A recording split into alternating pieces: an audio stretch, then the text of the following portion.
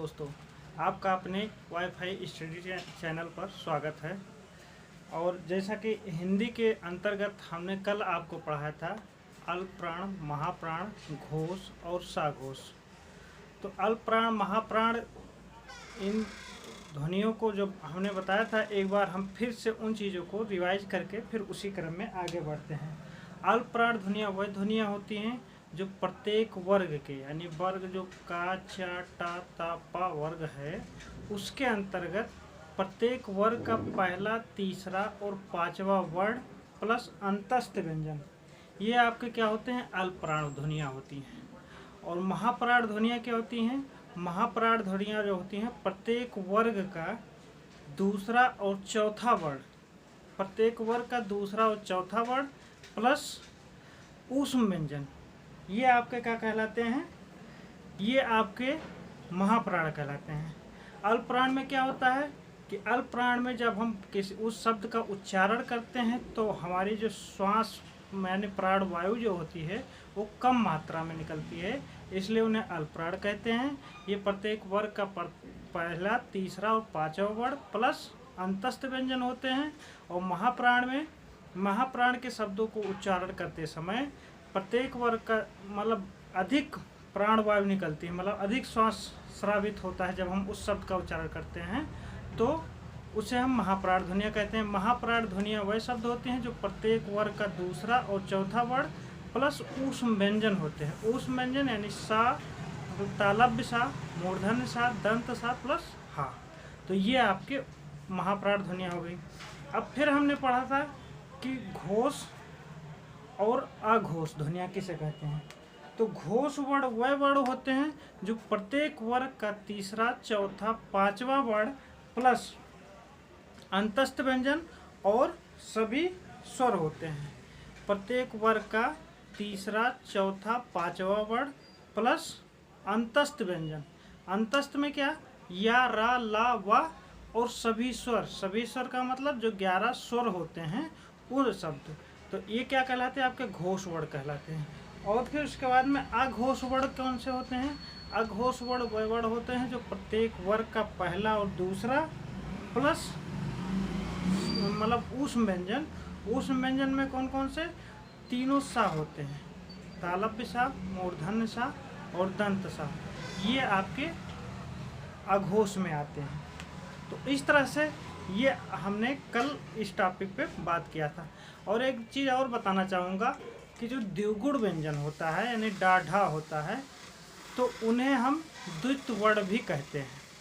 ठीक है, अब इसी क्रम में हम आगे बढ़ते हैं और आज हम आपको पढ़ाते हैं कि हिंदी में प्रयोग होने वाली ध्वनियाँ कौन कौन सी हैं। तो हिंदी में प्रयोग होने वाली ध्वनियाँ, ध्वनि के 3 रूप होते हैं जिनका हम प्रयोग करते हैं। हिंदी में 3 रूपों में ध्वनियों का प्रयोग करते हैं। कौन कौन सी हैं? तो प्रथम आपका संपृक्त ध्वनि, दूसरा है युग्मक ध्वनि, तीसरा है संयुक्त ध्वनि। ये आपके 3 प्रकार की ध्वनियों का प्रयोग हम हिंदी में करते हैं, हिंदी के अंतर्गत। अब पहला देखते हैं कि संपृक्त ध्वनि क्या होती है। संपृक्त ध्वनि वह ध्वनि होती है जब एक ही ध्वनि 2 वर्णों के साथ प्रयुक्त होती है। जब एक ही ध्वनि 2 वर्णों के साथ प्रयुक्त होने लगे तो उन्हें हम क्या कहते हैं? संपृक्त ध्वनियाँ कहलाते हैं। जैसे संगम, संगम हो गया। संगम को क्या करते हैं? यहाँ पे अंग और गा, इन 2 शब्दों के प्रयोग से मिलकर के क्या बनता है? संगम। मतलब यहाँ पे क्या होता है? 2 ध्वनि का मेल होता है, तो इसलिए इन्हें हम द्वित्व वर्ण कहते हैं, मतलब संपृक्त ध्वनि कहते हैं। सॉरी, इन्हें संपृक्त ध्वनि कहते हैं। जैसे संचय हो गया, फिर उसके बाद संजय हो गया, तो ये आपकी संपृक्त ध्वनियाँ कहलाती हैं। दूसरा आपका है युग्मक ध्वनि। युग्म का मतलब क्या होता है? युग्म का मतलब होता है जोड़ा, अर्थात 2 शब्दों का योग। तो अब देखते हैं कि युग्म का शाब्दिक अर्थ होता है जोड़ा। जब एक ही ध्वनि 2 बार एक ही साथ लिखी जाए और उसमें से पहली ध्वनि स्वर हो और दूसरी ध्वनि स्वर सहित हो, तो युग्मक ध्वनियाँ कहलाती हैं। पहली ध्वनि क्या होती है? पहली ध्वनि स्वर रहित हो, स्वर रहित मतलब बगैर स्वर के हो। और फिर उसके बाद में दूसरी ध्वनि स्वर सहित हो, यानी स्वरों के साथ में हो, तो उन्हें हम क्या कहते हैं? उन्हें हम युग्मक ध्वनि कहते हैं, युग्मक ध्वनि कहलाती हैं। और इन्हें हम द्वित वर्ण भी कहते हैं, जैसे दिल्ली, बिल्ली, कच्चा, पक्का, सच्चा, ये सब आपके द्वित वर्ण के अंतर्गत आते हैं। फिर उसके बाद में तीसरा जो ध्वनि है वो है संयुक्त ध्वनि। तो संयुक्त ध्वनि वह ध्वनियाँ कहलाती हैं दो या दो से अधिक ध्वनियों के मिलने से संयुक्त ध्वनियाँ, संयुक्त मतलब दो या दो से अधिक वर्णों के मेल से क्या होती है? संयुक्त ध्वनियाँ बनती हैं। तो उन्हें हम क्या कहते हैं? संयुक्त ध्वनि कहलाते हैं। जैसे कि संयुक्त वर्ण भी होते हैं, छात्र, ज्ञा और स्रा, ये आपकी संयुक्त वर्ण भी होती हैं और इन्हीं को हम संयुक्त ध्वनि भी कहते हैं। जैसे कि सत्य हो गया, हत्या हो गया। तो जैसे सत्य हो गया तो सत्य में क्या होता है? सत्य ये है। अब इसको हम जो देखते हैं इसमें संयुक्त क्या है? तो जो ता है ये स्वर रहित होता है और यह जो है ये आपका स्वर सहित होता है। इसीलिए इन दोनों के योग से यहाँ पे ये वर्ण बने हुए हैं, तो इसलिए हम इन्हें संयुक्त ध्वनि कहते हैं। और फिर उसके बाद में प्रहार है, निर्जल है, वर्ग है, हत्या है, इस तरह से ये संयुक्त ध्वनियाँ होती हैं।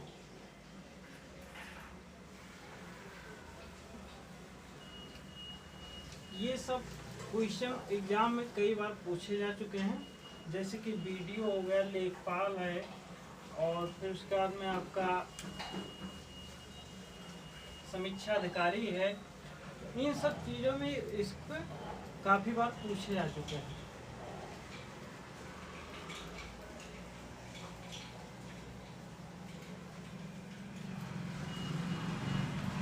इसी क्रम में हम देख लेते हैं एक बार फिर से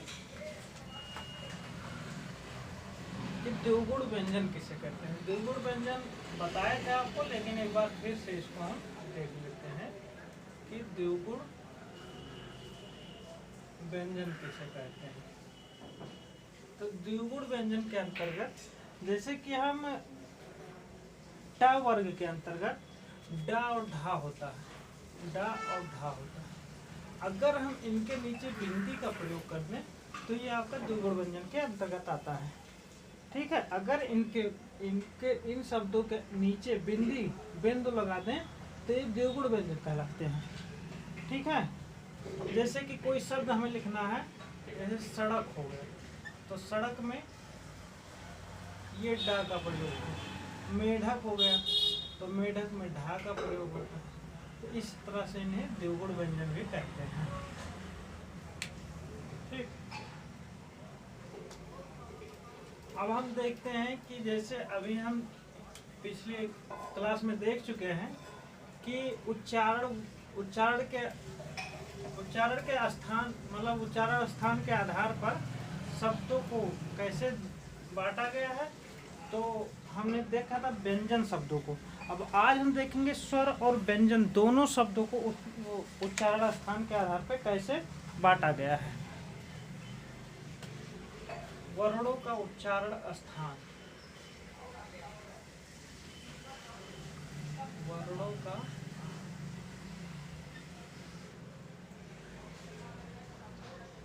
उच्चारण स्थान।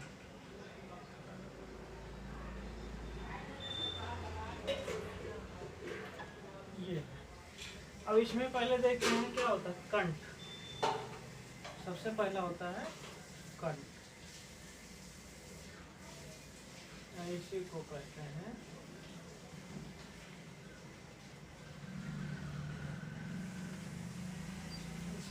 हैं कंठ।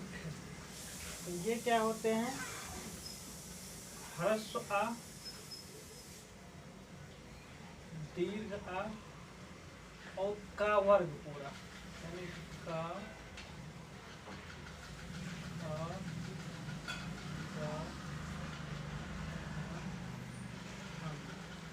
ये हो गया। कंठ के बाद क्या आता है? तालु, तालु या तालब।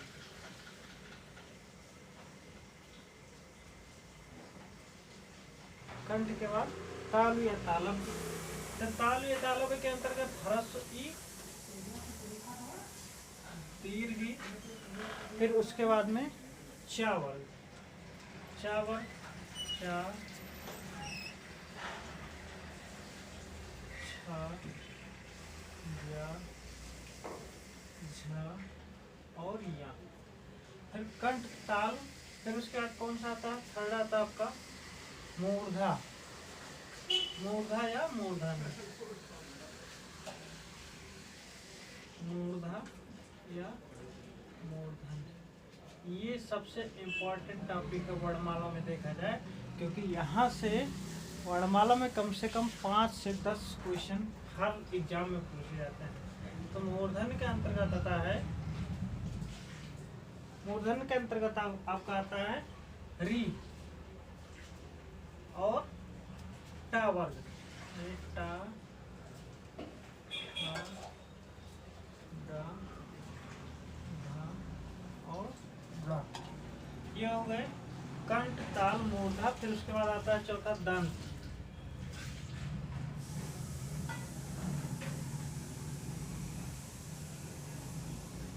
दंत। तो दंत के अंतर्गत आपका आता है ता वर्ग, ता वर्ग जो होता है वो पूरा आपका दंत के अंतर्गत है, ता था दा धा ना, कंठ ताल मूर्धा दंत। फिर पांचवा है आपका ओष्ठ,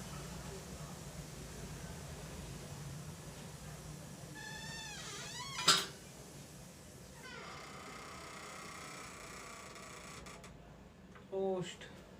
ओष्ठ के अंतर्गत कौन कौन से आते हैं, ह्रस्व उ दीर्घ उ प्लस पा वर्ग, ये आपके ओष्ठ के अंतर्गत आता है। ह्रस्व उ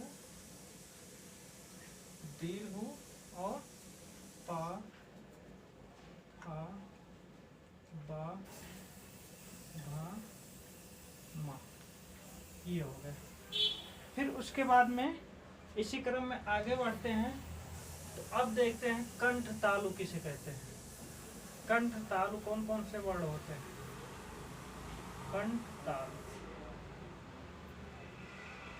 कंठ तालु के अंतर्गत आपका आता है ए और ऐ, ए और ऐ आपका कंठ तालु के अंतर्गत आता है। फिर उसके बाद में देखते हैं तो कंठ ओष्ठ, कंठ ओष्ठ के अंतर्गत ओ और औ आता है, कंठ ओष्ठ।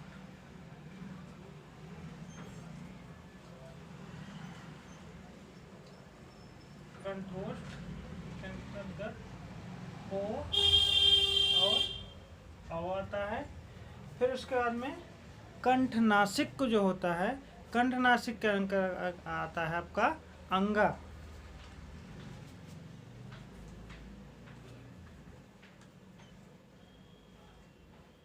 कंठ नासिक आता है आपका अंगा। फिर उसके बाद में आपका आता है तालव्य नासिक, तो यहाँ होता है आपका तालव्य नासिक।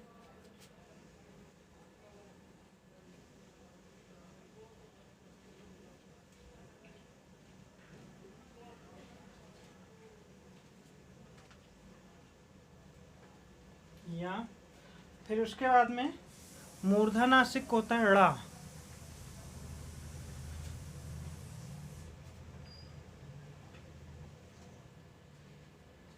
मूर्धा नासिक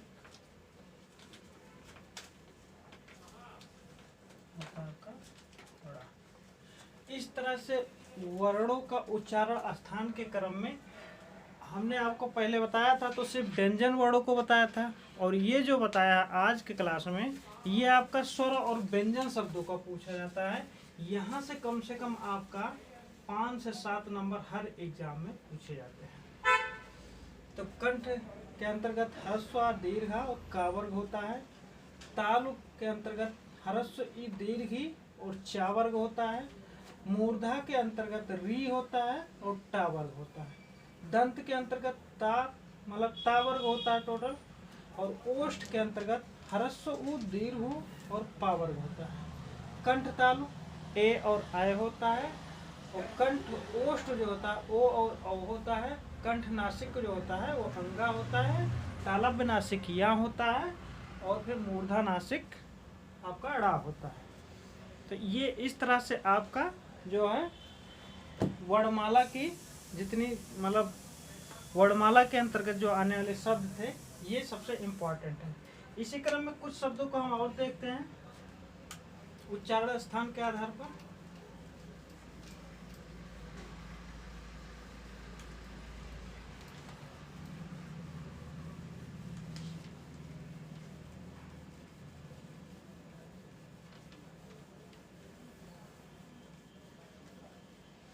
देखते हैं हम दंत नासिक किसे कहते हैं।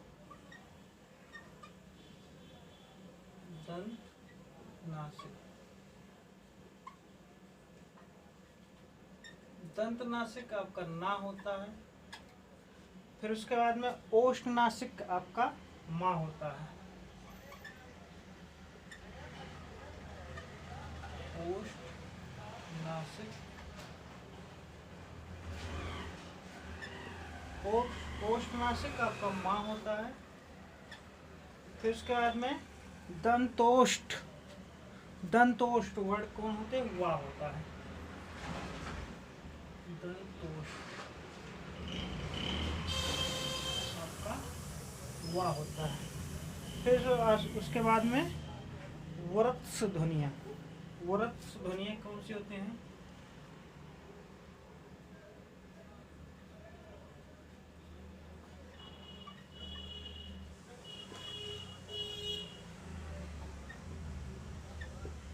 वरत्स ध्वनियों के अंतर्गत ना, जा, सा,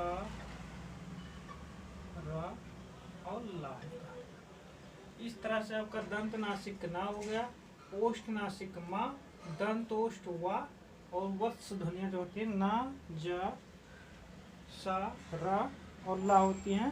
ये दांत और मसूड़ों के मिलन से बोला जाता है, इसलिए इन्हें वरत्स ध्वनियाँ बोलते हैं।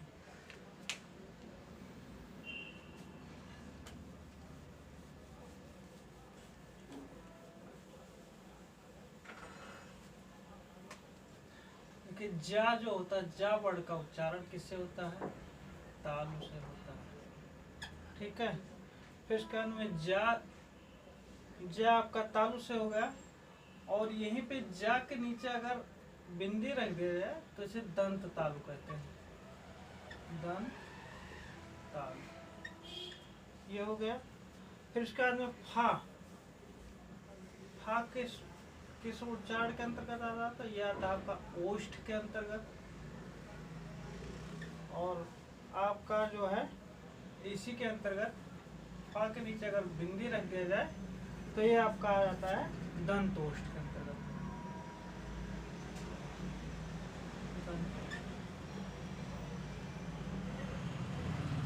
और ये जा और फा जो होता है इन दोनों को हम आगत व्यंजन भी कहते हैं। इन्हें हम आगत व्यंजन भी कहते हैं, जा और फा। ठीक है। इस तरह से हमारा वर्णमाला का आज का टॉपिक यहीं पे समाप्त होता है। नेक्स्ट क्लास में हम आपसे दूसरे सब्जेक्ट पे मतलब दूसरे टॉपिक पे बात करते हैं। Thank you.